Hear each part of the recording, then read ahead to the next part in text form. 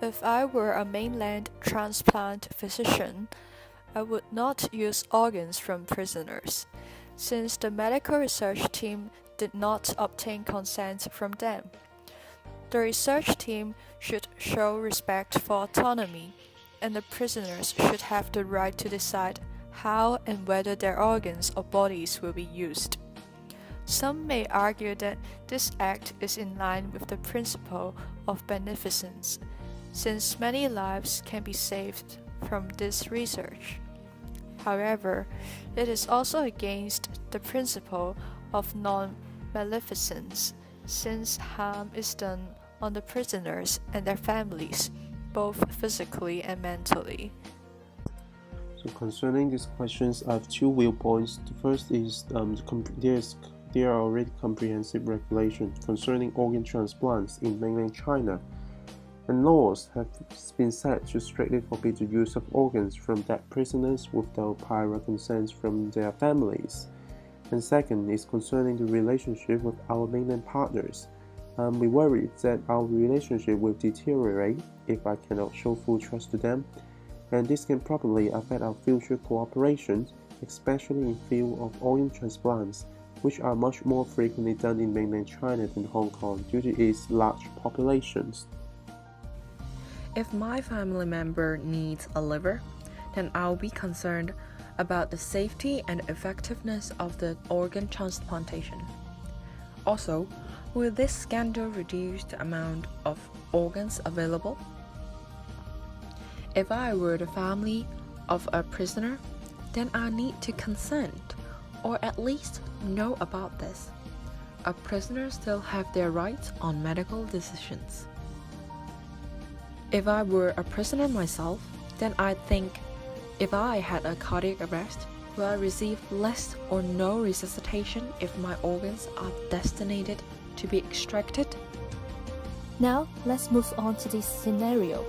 The research findings show that some livers, which are often labeled as unqualified for transplantation, can actually help patients with liver diseases without any health consequences. Keeping the paper in a journal may urge governments all over the world to reconsider the criteria for liver donation, which possibly save far more lives. Thus, when considering the principle of beneficence, the papers should not be retracted. At the same time, hoping to show disapproval of the unethical act of our partner and maintain our reputation, asking for removal of name would be a better choice.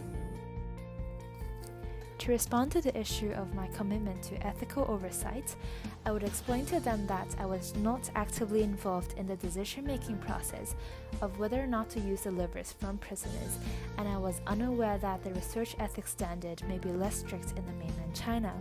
However, I also realized that I could have monitored the research better by staying more alert of what my overseas counterparts are working on. And in the near future, I would also reassure them that I would take greater responsibility in keeping track of the research projects that I am involved in.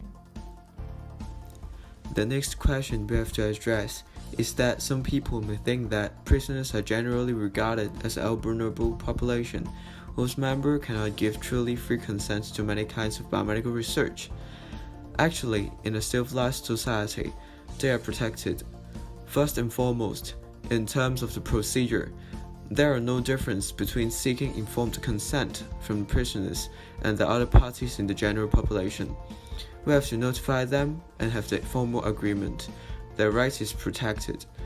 Besides, there can be regulations stipulated to provide extra protection to this population. For example, types of biomedical research they can enroll, and the responsibility of researchers in conducting the research. For the reasons to continue using the data, firstly, data collected is valuable and useful to the wider community. As data is already collected and resources already mobilized, abandoning the data will be a waste of resources. However, utilizing the data will be beneficial to the greater community. Moreover, consent will be sought from family prior to data utilization.